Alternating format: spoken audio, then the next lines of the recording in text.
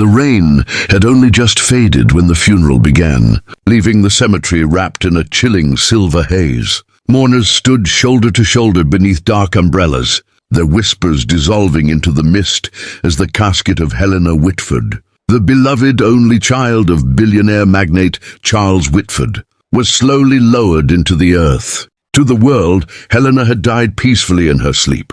To her family, she was gone forever.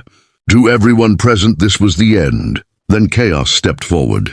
From the edge of the crowd, a man in a faded neon green sanitation uniform stumbled through the wet grass. His boots sank into the mud with each step.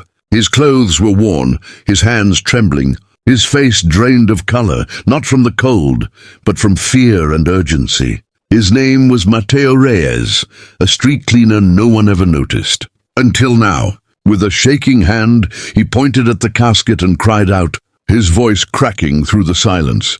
"She's not dead." Gasps rippled through the crowd. Faces turned in disbelief. Some scoffed.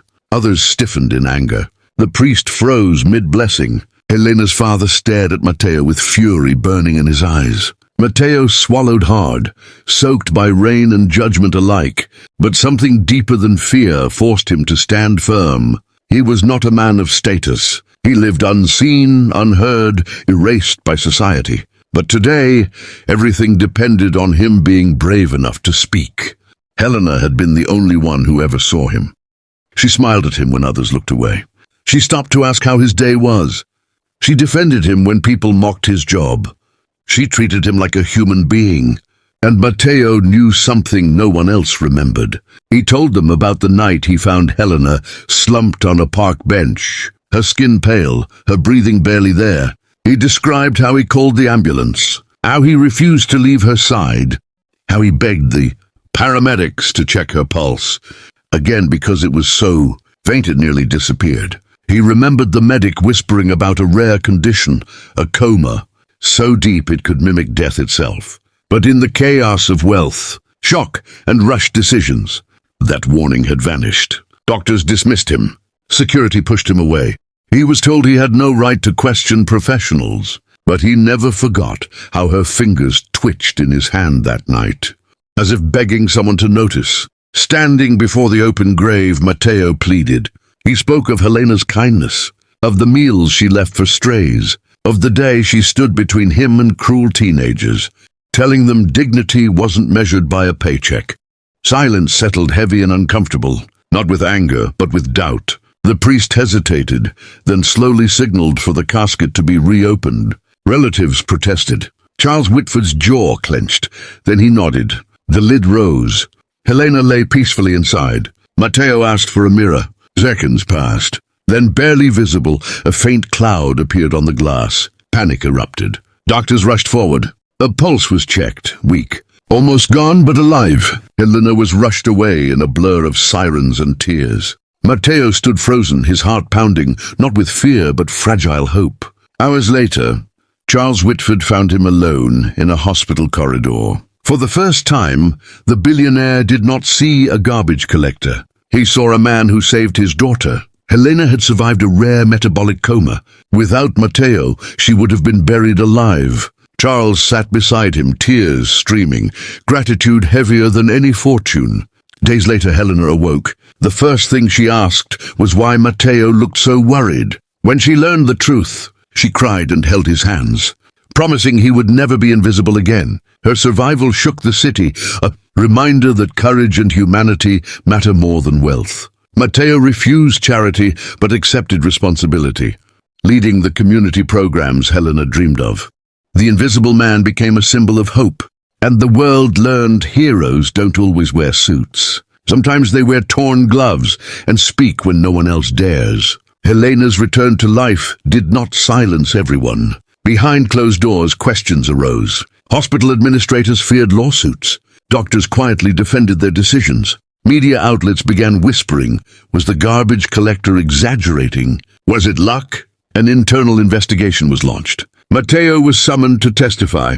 Sitting in a cold conference room, surrounded by men in suits, he felt smaller than ever. But Helena sat beside him, holding his hand. One by one, experts spoke. Then Mateo told the truth, calmly, clearly, without anger. Medical records confirmed it. The rare condition. The ignored warning. The verdict was undeniable. The hospital changed its emergency protocols worldwide. A single overlooked voice had rewritten medical procedure. For the first time, systems listened to the unheard. Months later, the Helena Whitford Foundation opened its doors. Job training, shelters, medical advocacy for the voiceless. Matteo never changed his clothes or his humility, but his purpose transformed cities. Helena often walked beside him, not ahead. Together, they spoke to crowds, not about miracles, but about paying attention, about dignity, about how saving a life sometimes means believing the person everyone ignores. And somewhere in the city, another unseen hero found courage, because Matteo once spoke at a grave. The first letter arrived on a Tuesday morning. Matteo found it resting on his desk at the foundation. Handwritten, the paper creased and worn. It was from a night security guard who had once been homeless. A man who wrote that Helena's programs had given him a job, dignity, and the courage to reunite with his daughter after 7 years apart. Matteo read it twice, then folded it carefully and placed it in a drawer. He had started calling the reasons to keep going. After that, the letters came every day. A single mother who learned a trade and moved out of a shelter. A teenager who stopped believing prison was his destiny. An elderly woman who said it was the first time in her life someone listened without interrupting. Matteo realized something powerful. Saving Helena had been only the beginning. The real miracle was what followed, how one act of courage could ripple outward, touching lives that would never make headlines.